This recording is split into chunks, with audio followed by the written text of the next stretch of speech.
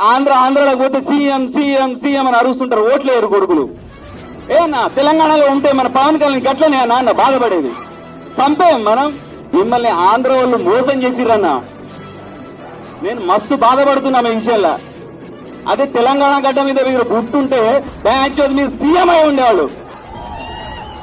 మీరు తెలంగాణలో పుట్టకపోవడం దురదృష్టం అన్న.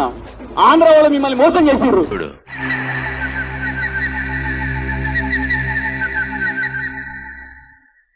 అటు చూడు బే. కొణిదెల పవన్ కళ్యాణ్ అనే నేను శాసనం ద్వారా నిర్మితమైన భారత రాజ్యాంగం పట్ల సాక్షిగా ప్రమాణం చేస్తున్నాను.